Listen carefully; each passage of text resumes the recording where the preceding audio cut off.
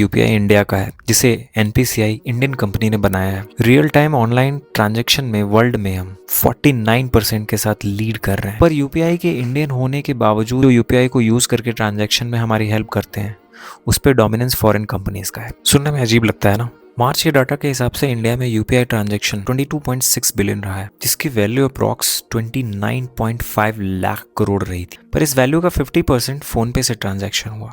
ना गूगल पे, again a US based company, 35% value के साथ सेकंड नंबर थी। ना तो क्वेश्चन है इसकी, हमारा खुद का इंटरफेस होने के बाद भी ये दो फॉरेन कंपनियां कैसे डोमिनेट कर रही है। ऐसा नहीं कि हमारे इंडिया में अपना खुद का इंडिजिनस प्लेटफॉर्म नहीं है। Paytm has done pretty good, approximately 7 to 8%, but still domination तो इन दोनों कंपनीज का ही है। रीजन क्या है? पहली चीज, अर्ली मार्केट कैप्चर करने का फायदा। फोन पे, गूगल पे, पेटीएम ऐसी कंपनियां बहुत पहले से इस फील्ड में थी, बहुत इंस्टेंटली मार्केट को कैप्चर कर लिया। दूसरी चीज, हैबिट। अब जब हम एक बार इन चीजों को यूज करते हैं तो ये मेरी भी एक प्रॉब्लम है और शायद आपकी भी होती होगी, अनइंटेंशनली फोन पे, गूगल पे ऐसे ऐप्स पे टैप कर देते हो पेमेंट करने के लिए जब भी आपको जरूरत पड़ती है। तीसरी चीज, इंटरफेस। इनका इंटरफेस काफी स्मूथ है, अदर ऐप्स के इंटरफेस इतने स्मूथ नहीं होते, उतने यूजर फ्रेंडली नहीं होते। हालांकि भीम ने कोशिश की है, स्टिल लोगों को फिर वही बात आती है कि आदत नहीं बन पाता है। एक और इंपॉर्टेंट चीज होती है, गो विद द फ्लो। आपने हर किसी के मुंह से सुना होगा, यूपीआई नहीं करो, लोग कहते हैं फोन पे कर दो, गूगल पे कर दो, है ना, पेटीएम कर दो। तो एक आदत बन जाती है और जब नया यूजर इन चीजों को देखता है, यूपीआई का मतलब फोन पे, गूगल पे या पेटीएम ही है,